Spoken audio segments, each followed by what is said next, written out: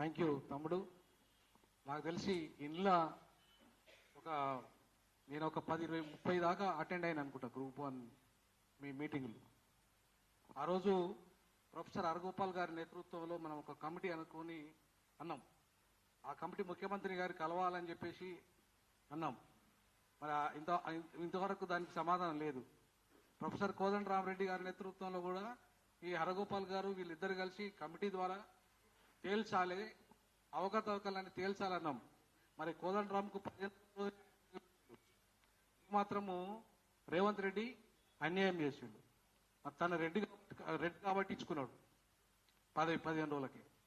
మరి ఆయన రెడ్డి కాబట్టి ఆయనకు అధికారం ఉంది కాబట్టి ఎంపీలు ఇచ్చుకున్నాడు, ఎమ్మెల్యేలు ఇచ్చుకున్నాడు, కార్పొరేషన్ చైర్మన్లు ఇచ్చుకున్నాడు, even additional advocate general, law secretary, ఇట్లా చెప్పుకుంటూ పోతే 72% పదవులని రెడ్లకు ఇచ్చుకున్నాడు. ఎంత?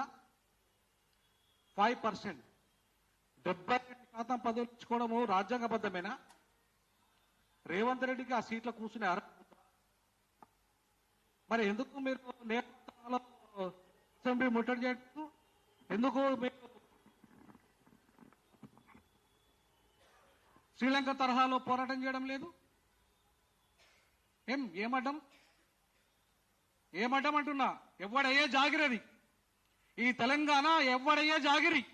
ఎవరు తెచ్చాడు ఈ తెలంగాణను? రేవంత్ రెడ్డిని ఉరికిచ్చి ఉస్మానియాను తరిమినాం. తెలుగుదేశం పార్టీలో ఉన్నాడు నారాయణ జనార్దన్ రెడ్డి, లాగు బల కొట్టినాం. ఒక ప్రొఫెసర్ అయి ఉండి ఉరికిచ్చి కొట్టినాం. మరి మీకు దమ్ములేవా? కోదండరామరెడ్డి లాగు బల కొట్టండి, ఇంటి ముట్టడి చేయండి. మరి బాబు జాగిరా ఏమన్నా? ఇవాళ మీ మీద మీ పోరాట ఫలితంగా వచ్చిన తెలంగాణ జేఏసీ పేరు మీద ఆయన ఉద్యమం చేయొచ్చు కాక నేను దాన్ని స్వాగతిస్తా. కానీ మీకు అన్యాయం జరిగినప్పుడు కూడా ఉద్యమం చేయాలి కదా, రావాలి కదా. ఏం రిటైర్మెంట్ దాకా ఉన్నావు కదా అందులో, నువ్వు 60 ఏళ్ళు రిటైర్మెంట్ దాకా ఉన్నావు. నేను ఇంకా 12 సంవత్సరాల ముందు రాజీనామా చేసి వచ్చిన. ఏమి ఉద్యోగానికి 3 లక్షల ఉద్యోగానికి రాజీనామా చేసి మీకోసం ఉద్యమంలోకి వచ్చిన ఆయన 60 ఏళ్ళు ఉద్యమం చేసుకుంటూ కూడా జీతం తీసుకున్నాడు కదా. మరి అట్లాంటి వాడు రాజీనామా చేస్తే పోయేదేముంది అంటున్నాం. ఎమ్మెల్సీ పదవి మీకోసం రాజీనామా చేసి చరిత్రలో నిలబడాలి కదా కోదండరామరెడ్డి. ఎందుకు నిలబడతలేడు? ఎందుకు నైతిక బాధ్యత వహిస్తలేడు? మీరెందుకు అడగతలేరు? ఇవాళ నేను అడుగుతున్న ఈ సందర్భంగా మీకు న్యాయ పోరాటంలో ఇప్పుడు హైకోర్టు న్యాయవాదిగా కూడా ఉన్నా. నేను న్యాయ పోరాటంలో డివిజన్ బెంచ్ సుప్రీంకోర్టు వరకు కూడా నేను మీ పోరాటానికి మద్దతు ఇస్తా. మీకు సుప్రీంకోర్టులో నా స్టూడెంట్ ఉన్నాడు, చాలా తక్కువగా, చాలా ఎక్సలెంట్ స్టూడెంట్. ఆయన నేషనల్ యూనివర్సిటీలో పిహెచ్డి చేశాడు నా స్టూడెంట్. అక్కడ ఇప్పుడు గవాయినే గజగజలాడిస్తున్నాడు. అంతటి టాలెంటెడ్ పర్సన్. సో అట్లాంటి వాడితో మీకు చాలా తక్కువ ఫీజుతోని నేను సుప్రీంకోర్టులో వాదింపేయడానికి బాధ్యత తీసుకుంటా. సీనియర్ అడ్వకేట్గా ఇవాళ డెసిగ్నేట్ అయి ఉన్నాడు. అంతేకాకుండా మిమ్మల్ని ఒకటే రిక్వెస్ట్ చేస్తా ఉన్నాను, కాంగ్రెస్ పార్టీని జూబ్లీ హిల్స్ ఎన్నికల్లో ఓడగొట్టాలి. ఈ బాధ్యత మీదే. గెలిపించింది మీరే, ఇప్పుడు ఓడగొట్టాల్సింది కూడా మీరే. వచ్చే లోకల్ బాడీ ఎన్నికల్లో జడ్పీటీసీ, ఎంపీటీసీ, సర్పంచ్లు అన్నిట్లలో మీరు పోటీ చేయాలి. మా ఆర్పీఐ 50% మీకు ఇస్తుంది. ఎవరైతే పోటీ చేయాలనుకుంటున్నారో నిరుద్యోగులకు మీకు 50% టికెట్లు ఇస్తాను. నేను 50% టికెట్లు ఇస్తా అంటున్నా.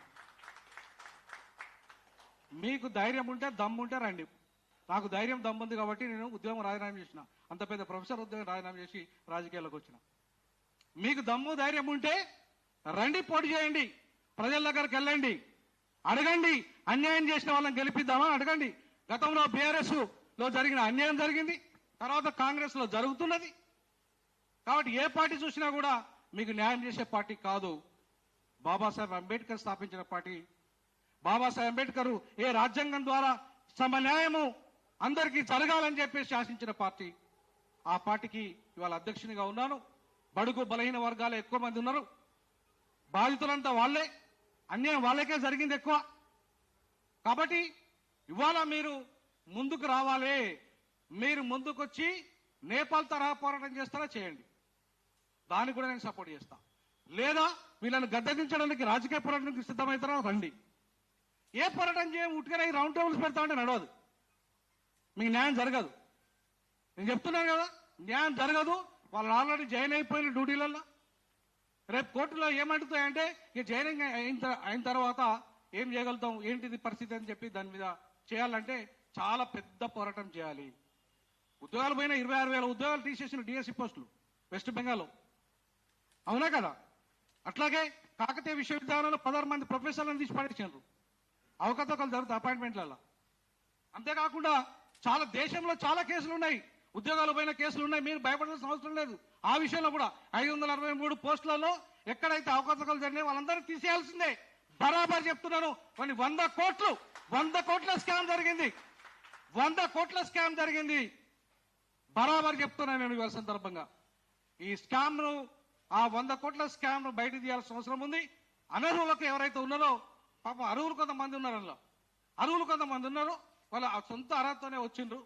వాళ్ళు కాకుండా ఎవరైతే అనర్హులు ఉన్నారో, ఎవరైతే డబ్బులు పెట్టి పోస్టులు కొన్నారో, ఏ సామాజిక వర్గాలకైతే చంద్రబాబుతో కుమ్మక్కై రేవంత్ రెడ్డి అమ్ముకున్నాడో పోస్టులన్నీ, వాళ్ళందరి విషయాలు బయట తీయాల్సిన అవసరం ఉంది. అది మీ వల్లనే సాధ్యం, మీ పోరాటాల వల్లనే సాధ్యం.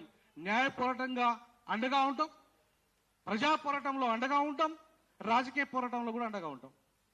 ఆర్పీఐ పార్టీ ఇవాళ మీకు అండగా ఉంటుంది ఖచ్చితంగా. నేను ఆస్మా కూడా చెప్పాను, జూబ్లీ ఎన్నికల్లో పోటీ చేస్తావా బిడ్డ, నీకు టికెట్ ఇస్తానని చెప్పడం జరిగింది.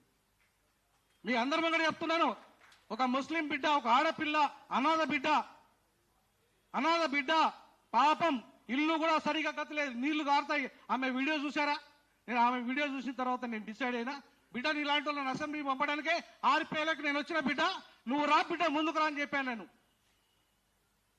మరి మీరందరూ ఆ అమ్మాయిని బలపరుస్తారా? చెప్పండి, నేను టికెట్ ఇవ్వడానికి రెడీగా ఉన్నా. ఆ అమ్మాయిని మీరు బలపరుస్తారా? గెలిపిద్దాం, అసెంబ్లీకి పంపిద్దాం. ఆ బిడ్డ కోసం చేస్తుంది, అసెంబ్లీలో దడదడలాడుస్తుంది. మీకు జరిగిన అన్యాయాన్ని కూడా ఆ బిడ్డ అసెంబ్లీలో మాట్లాడగలిగే దమ్మున్న బిడ్డ. సో అందుకే మనం ఇవాళ ధైర్యంగా ముందుకు రావాలి. ముందుకొచ్చి రాజకీయాలను వేదికగా చేసుకున్నప్పుడే మనకు న్యాయం జరుగుతుంది. బాబాసాహెబ్ అంబేద్కర్ ఏమన్నాడంటే, political power is the master key అన్నాడు. ఏమన్నాడు? Political power is the master key to open the doors of democracy అన్నాడు. అది either it is executive, or it is judiciary, or it is politics. కాబట్టి ఏదానికైనా పొలిటికల్ పవర్ అనేది కావాలన్నా వద్దా? So మీరు అసెంబ్లీలో మాట్లాడాలి, పార్లమెంట్లో మాట్లాడాలి, మీరు జడ్పీలో మాట్లాడాలి, మండల పరిషత్లో మాట్లాడాలి, ఈ ఇష్యూస్ మీరు గ్రామ పంచాయతీలో మాట్లాడాలి. సో కాబట్టి నిరుద్యోగులైన వాళ్ళంతా కూడా దయచేసి ఈ ఎన్నికలను ఒక ఆయుధంగా వాడండి. మీకు అండగా ఆర్పీఐ ఉంటుంది. ఆర్పీఐ కాదు, అన్ని పార్టీలు ఉంటాయి, ప్రతిపక్ష పార్టీలు. సో కాబట్టి ఖచ్చితంగా న్యాయ పోరాటానికి హైకోర్టులోను సుప్రీంకోర్టులోను నేను సంపూర్ణ మద్దతు ఇస్తాను, మీకు అండగా నిలబడతాను. అధైర్యపడాల్సిన అవసరం లేదు. అన్యాయం జరిగిన అన్యాయాల మీద పోరాటం చేసుకుంటూనే వచ్చిన నా జీవితకాలం అంతా, ఇప్పుడు కూడా పోరాటం చేస్తాం. కాబట్టి ఆ విషయంలో చేస్తూనే మీరు రాజకీయ పోరాటం కూడా చేయండి దయచేసి. నేను అది కూడా మిమ్మల్ని రిక్వెస్ట్ చేస్తా ఉన్నా. ఎంత మేరకు రాజకీయ ఇంట్రెస్ట్ ఉన్న వాళ్ళంతా మీరు ఒక్క ఓటు వచ్చిన చాలు, మీ ఓటు మీకు వచ్చిన చాలు, మీరు విజయం సాధించినట్టే. మీకు ఒక్క ఓటు వచ్చినా సరే, నేను అంటున్నా ఈ సందర్భంగా. నేను ఎంపీగా పోటీ చేశానండి వరంగల్లో 2015లో. నేను పైసలు ఉన్నాయా బాగా నా దగ్గర? ఇక మా స్టూడెంట్కి తెలుసు నా దగ్గర ఏముంటుంది అనేది. కోట్లు తప్ప, ఈ కోట్లు తప్ప ఏ కోట్లు ఉండే నా దగ్గర? బాబాసాహెబ్ అంబేద్కర్ లాగా నాకు కోట్లు ఉంటాయి తప్ప ఒరిజినల్ కోట్లు ఉండవు. సో కాబట్టి ఇవాళ మీరు భయపడద్దు దయచేసి. భయపడితే ఎవడైనా భయపెట్టిస్తాడు. మనం ఎంతకాలం భయపడదాం చెప్పండి? నేపాల్లో భయపడరా? శ్రీలంకలో భయపడరా? మరి మీరెందుకు భయపడతారు? మీకు దమ్ముంటే రాజకీయాలకు శాసించండి, మొత్తం సీఎం సీట్ను ఆక్రమించండి గ్రూప్ వన్ విద్యార్థులారా. రానున్న రోజుల్లో సీఎం సీట్ను మీరు ఏలాలే. ఆర్ట్స్ కాలేజ్ నుండి అసెంబ్లీ మెట్లెక్కాలని ఉస్మానియా విద్యార్థులకు చెప్తే వాళ్ళంతా కూడా ధైర్యం లేక ముందుకు పోలేకపోయారు. ఇవాళ ఆర్ట్స్ కాలేజ్ నుండి మొట్టమొదటి ముఖ్యమంత్రి కావాల్సి ఉండే, అయినరా కాలేదు. ఎందుకు? విద్యార్థులు అమ్ముడు పోయారు కాబట్టి. ధైర్యంగా చెప్పగలను, నేను ధైర్యంగా చెప్పగలను. ఎవరికి అమ్ముడు పోకుండా ఉన్నా కాబట్టి చెప్పగలను. ఇలా అందుకే మిమ్మల్ని రిక్వెస్ట్ చేస్తా ఉన్నాను. మీ సమస్యకు 2 రకాల పరిష్కారం ఉంది. ఒకటి, ప్రభుత్వాన్ని దింపి మీరు గద్దెనెక్కాలి. ఇవాళ దోపిడీ పార్టీలు కాదు. రెండో పరిష్కారము న్యాయ పోరాటము. ఆ పోరాటానికి కూడా పూర్తిగా సంపూర్ణ మద్దతు ఇస్తానని తెలియజేస్తూ సెలవు తీసుకుంటాను. జై భీమ్, జై సామాజిక తెలంగాణ, జై జై సామాజిక తెలంగాణ.